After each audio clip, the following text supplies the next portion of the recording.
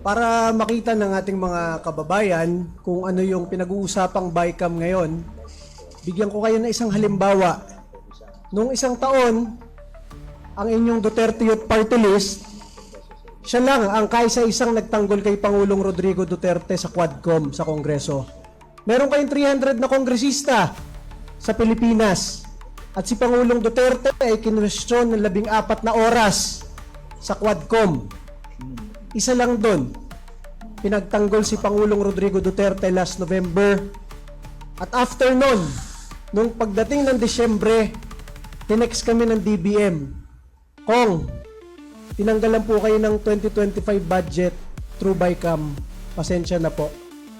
Ganon kahalaga yung BICAM na nangyayari ngayon. Kung ang budget ng Pilipinas ay pinag-uusapan araw-araw sa loob ng kalahating taon, pagpunta sa BICAM, pwede kang biglang dagdagan o tanggalan ng budget. Yun ang hindi alam ng mga Pilipino. Isipin ninyo, di ba? Mula pagkatapos ng SONA ng July, August, nagre-report na yung mga departamento at lahat ng opisina ng gobyerno at pinag-uusapan na kung ano ang kailangang budget ng lahat ng opisina ng gobyerno. Pero pagdating ng 2 linggo ng BICAM, pwede nilang biglang tanggalin bigla ang budget ninyo. Kaya napaka-importante ng ginagawa ng mga Pilipino ngayon na binabantayan yung BICAM. So kung ang Duterte Youth Party List na ibinoto ng halos 2.5 million na Pilipino, pinakamalaking boto ng mga OFWs buong mundo, pinakamalaking boto ng mga pulis at sundalo at tropa ng gobyerno, ay kayang tanggalan ng budget ng gobyerno ng Pilipinas. Paano naman yung mga todo sipsip sa administrasyon at pinagtatanggol ang mga kabaloktotan ng gobyerno? Siyempre, ma-assume ninyo kung tayo na nagsasalita ng matapang ay trilyon kung hindi bilyon. Kaya dapat panoorin ninyo ang nangyayaring labanan ngayon sa BICAM. Dahil ang nangyayari dyan, yung Senado, tinatangka niyang pahintuin yung mga nangyayaring insertion. Kaya lang, yung ibang kongresista, binubulungan yung senador. Boss, dagdagan namin kayo ng bill. Kaya dapat bantayan ninyo. And masabi ko pa sa inyo, maliban dyan, tinanggalan na tayo ng budget ng 2025. Pagkatapos nating manalo, nang hindi man lang tayo bumibili kahit isang boto, kahit wala tayong coordinator sa buong mundo, tayo ang ibinoto ng mga OFW sa iba't ibang bansa. Kahit saan ka pumunta, nanalo tayo ng 3 pwesto sa Kongreso. Tayo lang ang kaisa-isang opisina sa Kongreso na nagbabalik ng death penalty para sa mga plunderer at ghost projects. Tayo pa ang hindi pinaupo sa Kongreso. Kaya magagalit ka ng todo eh. Nanalo na nga tayo dahil nagagalit ang milyong-milyong Pilipino. Yung demokrasyang iyon tinanggal pa sa atin. Dati pera lang ang ninanakaw, ngayon pati boto.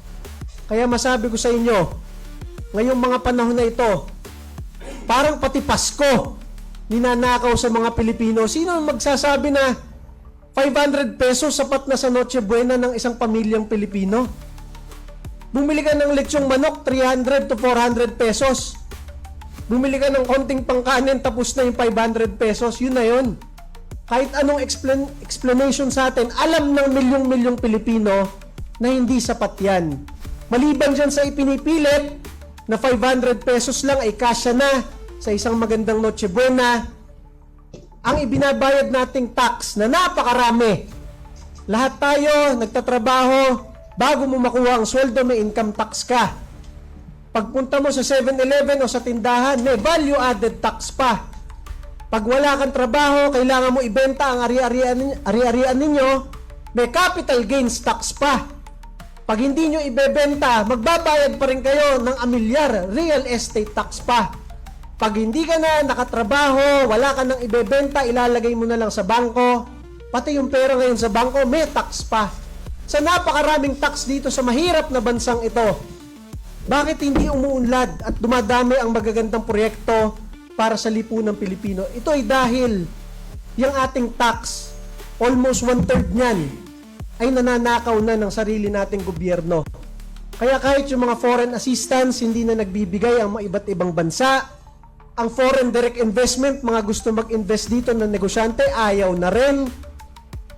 Yan ang nangyayari sa ating bansa. Ang piso bumaksak, ang PSE Stock Exchange bumaksak, at sinasabi sa atin araw-araw, napakaganda ng bansang Pilipinas. Nag-resign na ang speaker, nag-resign na ang Senate President, nag-resign na ang APRO Chair, nag-resign na ang Executive Secretary, nag-resign na ang DBM. Ang sinasabi, napakadaming reforma sa pangunguna ng Pangulong Bongbong Marcos. It is under his watch, kaya nangyari lahat yan. Kahit napakalaki ng kanyang confidential fund to investigate lahat ng anomalya sa gobyerno, hindi niya alam kung ano nangyayari sa ating bansa.